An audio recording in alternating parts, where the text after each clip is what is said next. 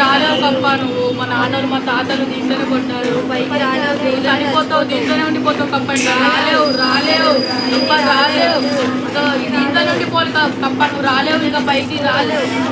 చుట్టూ ఉన్నటువంటి కప్పలు ఆ గొంతులో పడ్డ కప్పని డిస్కరేజ్ చేస్తున్నాయి. పైకి రాలేవు కప్ప, నువ్వు పైకి రాలేవు, నువ్వు పైకి రాలేవు, గొంతులో పడ్డ కప్పని.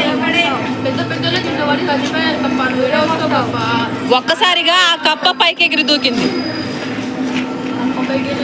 చుట్టూ ఉన్న కప్పలు ఒక మొహం ఒకటి చూసుకుంటున్నాయి.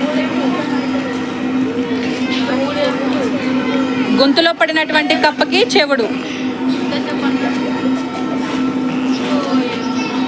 ఈ స్టోరీలో నీతి ఏంటంటే, గొంతులో పడిపోయినటువంటి కప్ప జీవితం అయిపోయిందని చెప్పి చుట్టూ ఉన్నటువంటి కప్పలు ఆ గొంతులో పడ్డ కప్పని పైకి ఎగరనివ్వకుండా డిస్కరేజ్ చేశాయి. కానీ ఆ గొంతులో ఉన్నటువంటి కప్ప చుట్టూ ఉన్నటువంటి కప్పలు ఇలా చేతులతో పైకి పైకి అనడంతో ఆ కప్ప నన్ను ఇంకా ఇన్స్పిరేషన్ చేస్తున్నారు పైకి రావడానికి అని చెప్పి ఒక్కసారిగా ఎగిరి దూకింది. అసలు నిజానికి గొంతులో పడ్డ కప్పకి చెవుడు. దీంట్లో నీతి ఏంటి? మనము ఒక్కసారి ఏదైనా సమస్యలో పడ్డప్పుడు చుట్టూ ఉన్నటువంటి జనాలు మనల్ని డిస్కరేజ్ చేస్తాయి.